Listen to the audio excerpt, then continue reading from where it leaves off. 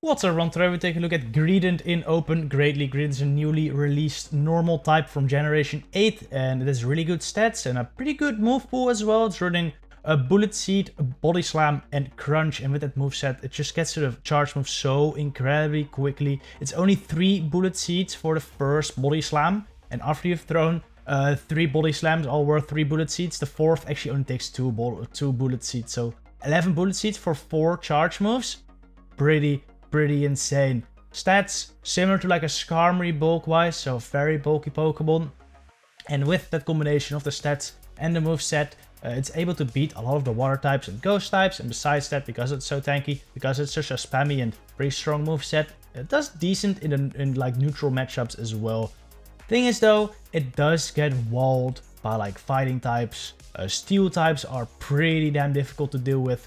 And those are very common in the Great League. So even though it does have the potential to be really good, I think the meta just doesn't really fit it in Open Great. But I think if you see a more limited meta, it will definitely have a lot of play. Anyway, even in Open Great League, it has some good play. As you can see here, I'm locked into a Jellicent right now. This is where Greedent really shines. These water ghost types, which is ghost types in general. I really can't hit Greedent at all, and the Crunch is just too shot this Jellicent. Another thing I missed, by the way, Greedent's also quite good versus a lot of the Psychic types like Hypno and Cresselia, because the Crunches do hit for super effective, and it's able to just tank the Confusions and charge moves from those two just fine because of its amazing bulk. Alright, another Crunch coming through onto the Jellicent. This will KO the Jelly. In comes the Nidoqueen.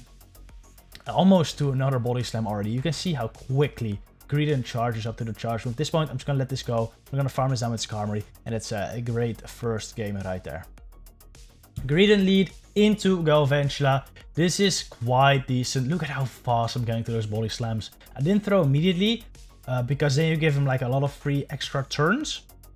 So throw at 5 at the end of their fourth Volt Switch animation. Now we're going to throw another one at the end of their first Volt Switch animation. And already burnt a shield of this Spider. It's actually a good matchup for Greedent. Beats Galvantula both in the zeros and in the 1 shield. My opponent goes for a Discharge right there, which is interesting. Because, you know, Lunge does debuff me and they do similar damage, but Discharge is a little more powerful. So maybe this can, turn the matchup around. But I get to another Body Slammer here before they can get to another move. And this should KO this Galvantula. It does. Greedent beating Galvantula in the ones. It's the same when they go Lunge, so it doesn't really matter at all. In comes Pelipper. I can get off another Body Slam right there. Look at this. I'm already up to 2 more. Am I gonna be able to reach another one though after this?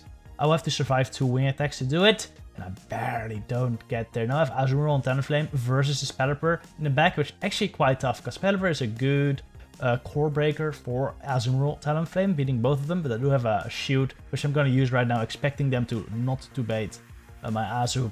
I was afraid of a catch right there, so I didn't throw immediately, and they did try to catch it onto their Drapion. Which is a tough Pokemon for my team as well, because you know, the Aqua Tails hit Talonflame for super effective, but looking at it, I can take another Aqua Tail just fine. It is super effective, but it's not stab coming from Drapion. Not the strongest move, and Drapion doesn't have the highest attack either. So I'm just gonna be able to Brave Bird right here. One-shot this Drapion. This point, it's Azu versus Pelipper. Play Rough wouldn't KO. I would need 2 charge moves either way, so I'm just gonna go for the double Ice Beam because it's 1 bubble less than Play Rough plus Ice Beam. Second Ice Beam coming through, and that should KO the Pelipper. And that's a great game. Greedent really winning that opening matchup really made it easy for Azumarill and Talonflame to sweep in the back. Greedent into Altaria, not the best matchup. Bullet Seeds, of course, double resisted by Altaria. And you need 4 Body Slams to KO Altaria right here. And the thing is, they should get to 2 Sky Attacks before I get to 4 Body Slams. But if you could see right there, I actually got a full free Bullet Seed through because my opponent threw on alignment right there. It's really nice. This might make it possible for Greedent to get to the 4th Body Slam before the 2nd Sky Attack, and that will put me in a really good spot. Going for another Body Slam right there. It was the 3rd Body Slam, and I threw it immediately. And if you see right here, I only need 2 more Bullet Seeds at this point to get it to another Body Slam, and I get there right before the 2nd Sky Attack. They should KO the Altaria if they let it go. They do decide to shoot though, because they do have a Sky Attack loaded. Because of that Bullet Seed I got through, yes, I get there. And now I'm a shield up, which is just really, really good. Just gonna farm this down all the way with Azumarill at this point. I will likely take 1 or 2 Sky Attacks from this Altaria, but that is fine. Azumarill can take him quite easily. Farm him all the way down. Do they get to another one? They barely don't get to another one, which is really nice. At this point, they likely have an Azumarill answer in the back though. Let's see, what is it? What is it? No, oh, a Chestnut. Chestnut is quite bad for me because, well, I mean, it is fine. 2 Ice Beams do KO this. But if you can see what's in the back, it's a Bastiodon versus my Talonflame. This is not great. Hopefully I can get the 2 Flame Charges right there. If I can get the 2 Flame Charges, I will put this down low enough to where Azumarill might be able to finish this off. And I barely get there. Barely get there. This will put the Bastiodon to range where like a Play Rough will KO with some bubbles or an Ice Beam with some bubbles. I want to have energy ready for the Chestnut though. And I want to finish this matchup with at least an Ice Beam stored. If I do that, the Chestnut won't be able to get the 2 energy balls before I'm able to KO it with 2 Ice Beams. Alright, 1 Ice Beam coming through on a Bastiodon. Doesn't KO. Can farm this down still. Very nice. I have an Ice Beam loaded now. And now it's just a matter of timing my moves appropriately, making sure they don't like sneak any full free Vine Whips through. And then I should be able to get to 2 moves before they get to 2 moves. They throw a move right here, which I will shoot up. Even a Super Power would hurt right there. It's an energy ball. Really nice shield. 1 more bubble, Ice Beam, and that should seal the deal with this game. GG right there. Skarmory into Bastiodon is quite bad. I'm going to swap into Greedent right there. Is also not a good matchup. The opponent decides to switch out into their Sceptile, which is quite fine. This is a battle of the Bullet Seeders right now. Who's gonna come out on top? My Bullet Seeds, of course, hitting for not very effective. There's hitting for neutral. But since I'm like way more broken than Sceptile, Greedent is. So I'll likely be able to come out on top here because 2 bullet or body slams put it into a range where I can just bullet seed this down. I didn't go for my body slam right there because I was afraid we were gonna CMP tie that one, which would not be amazing. Bullet seed down, and I have so much energy now. Look at this, I'm almost at 100. Just gonna go straight crunches first the Bastiodon because these are neutral, and body slams of course double resisted. These are neutral bullet seeds, but like they don't do anything. Bullet Seed, they just charge energy. They don't do any damage, but that is fine. We're gonna do these crunches quite quickly. Still have my Vigoroth in the back as well. And if this is like a standard, you know, ABB grass whole line, there'll be another grass type in the back. And that's where Skarmory would really shine. It's gonna come in Vigoroth out here. The thing with Bastiodon is though, like these counters really aren't doing that much. And Stone Edge does hurt Vigoroth. Like 1 more of those with some chip from whatever comes in should be fine. Should like basically KO my Vigoroth. Anyway, it's a Gallade, which is just amazing for Skarm. I don't have to shoot this move. This is definitely a close combat, but this doesn't KO. Puts me deep into the red though. Gallade is so strong. But now I was Brave Bird the Bastiodon. Let it farm me down, and the Vigoroth should be able to shoot up the Stone Edge from a Bastiodon and farm down the Bastiodon itself. Crazy my opponent didn't shield there, I guess, but you know, it was over for them anyway. At this point, Vigoroth just farms down and it's a GG. Greedent into Medicham lead. This is awful. It's gonna go into my Azumarill right here. In comes some Munchlax for my opponent. This is not bad. It's not great, but at least I can probably force a shield here. And like if I can farm this down with Greedent, or if I can get switch advantage, it would be quite fine. Like, even if I don't get switch advantage and I farm this down with Greedent, I get so many body slams, like 4 or 5 of them will kill Medicham as well. So if I get like 100 energy of this thing with Greedent, I think I might also be in a decent spot. We will see though. I am kind of expecting a Talonflame monster in the back. So this might not be too great. Gonna go for a Play Rough right here again. At this point, it's not in Ice Beam range yet, so you're gonna see me go for the Play Rough. But I should have probably just gone Ice Beam. Because it's very, very close. I think this might actually be Ice Beam range, 20%. I wasn't sure. I was just gonna go for this. I didn't plan on taking switch advantage here anyway. Just because I wasn't expecting to get the double Ice Beam. As you're gonna see, I'm gonna die with the Ice Beam. If I just went Ice Beam, I would have been able to grab switch advantage. Though, they might have body slammed me before it, and I would have needed to go, like, in the zero shield scenario. And, like, Talonflame versus Medicham when there's no shield is also not that great, because the Psychic does really hurt. So I'd rather just farm this down with Greedent anyway. Get a bunch of body slams, almost up to 2 body slams, which I'm just gonna throw immediately into this Medicham. This will hurt the Medi for sure. And at this point, I don't want to take this counter on Greedent, so I'm gonna switch to Talonflame. And they have a load of 90s in the back, so this is just a party. This is just a party for Talonflame right here. Just gonna no shield this move because it will do less than a potential like Psychic.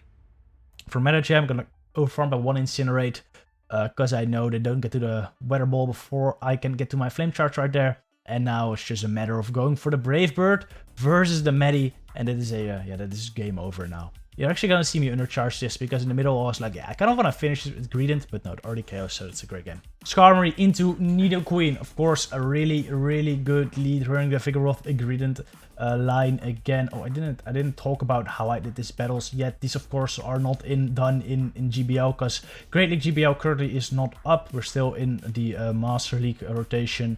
But I did this against members of my Discord channel, and well, if you're not part of the Discord already, there's a link down in the description. There's always people battling in there. There's always people discussing PvP in there, so come hang out.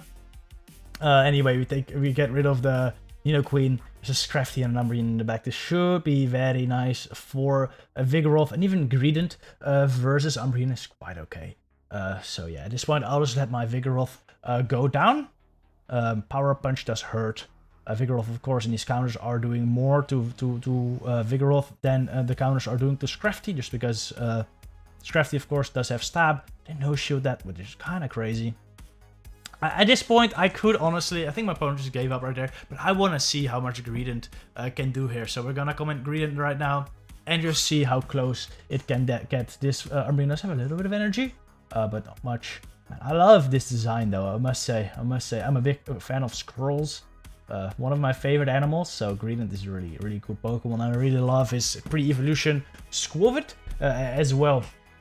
Look at this animation, by the way. If a move hits Greedent, it's like, I might be seeing it wrong, but there's like orange, it looks like carrots on the floor.